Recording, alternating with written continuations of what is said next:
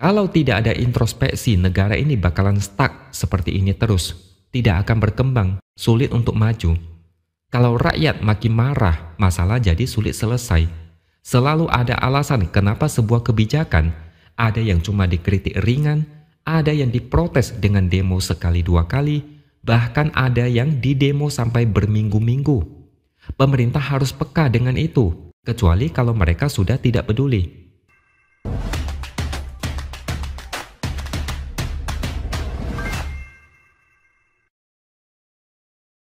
Halo, bertemu lagi dengan saya, X Hardy, di Opini Siwer. Oke, video kali ini masih seputar demo penolakan UU TNI yang terjadi di banyak kota. Banyak dari demo-demo itu berakhir rusuh dan ricuh.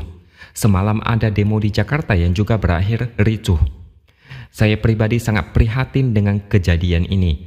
Sependek pengetahuan saya, demo kali ini lebih intens dan awet ketimbang demo Indonesia Gelap dan peringatan darurat saat menolak RUU Pilkada.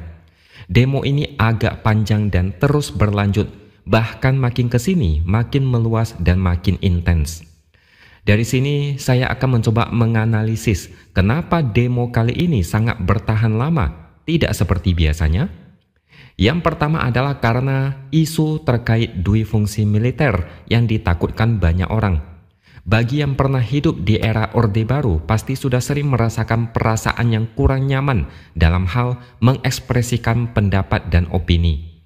Mereka tidak mau pengalaman ini terulang lagi setelah capek-capek memperjuangkan reformasi. Meskipun pemerintah meyakinkan rakyat bahwa tidak ada yang namanya dui fungsi militer, tapi masyarakat tetap ragu karena tetap ada potensi perluasan wewenang militer yang suatu hari nanti bisa merembet ke ranah sipil. Kekhawatiran ini menjadi api yang memicu terjadinya gerakan penolakan besar-besaran di banyak kota. Yang kedua, demo ini terlihat organik tanpa pengerahan dari pihak-pihak tertentu. Di Twitter, ada satu netizen yang membagikan screenshot chattingan. Saya tidak tahu apakah ini benar atau tidak, tapi saya coba bagikan aja. Begini isinya. Kabarnya demo sekarang ini cukup efektif, berhasil menjadi perbincangan intens di kalangan pejabat legislatif dan eksekutif di daerahnya. Hampir tiap rapat dibahas dan katanya cukup banyak yang ketar-ketir dengan situasi saat ini. Padahal demo Indonesia Gelap kemarin mereka masih santai dan kalem. Saya tidak tahu kebenarannya, tapi saya yakin demo kali ini membuat pemerintah tidak bisa cuek. Demo kali ini terlalu panjang dan membesar. Kalaupun saat ini pemerintah tidak komentar, bukan berarti mereka tenang. Bisa jadi di balik layar, mereka pusing dan panik memikirkan solusinya. Apalagi di media sosial banyak yang mengabarkan aksi aparat yang represif dan tidak sesuai prosedur. Ada juga yang bilang stasiun TV tidak ada yang memberitakan peristiwa itu. Media asing pasti memberitakan dan itu sudah menjadi tontonan satu dunia.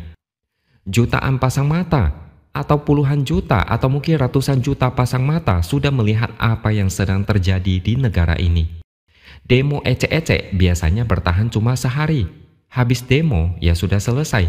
Tapi demo beberapa hari ini terus digas. Kenapa saya bilang ini demo organik? Karena coba pikir, mau bilang demo ini ulah siapa?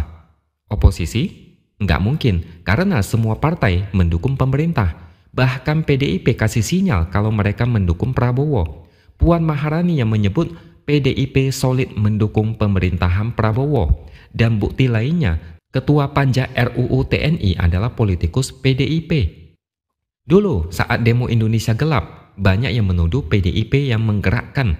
Sekarang mau tuduh PDIP, ya jelas tidak masuk akal.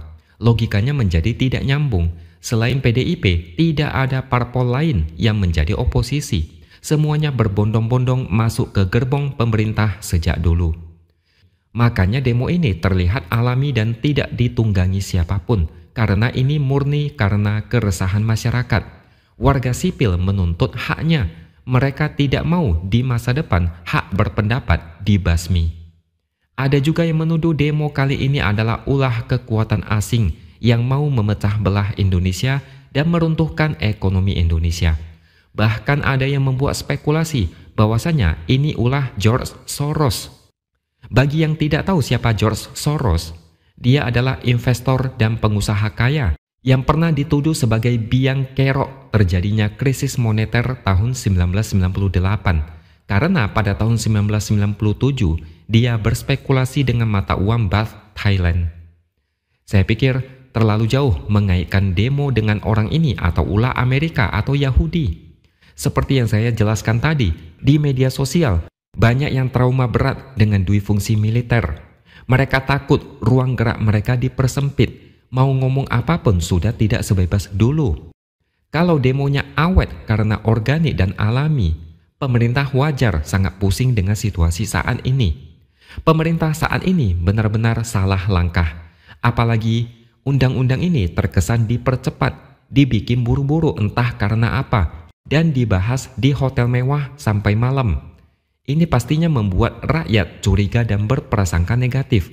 Mungkin pemerintah berpikir rakyat akan cuek, atau kalaupun mereka protes dan demo pasti akan berlalu. Nyatanya demo tetap awet. Ini benar-benar skenario yang di luar prediksi pemerintah.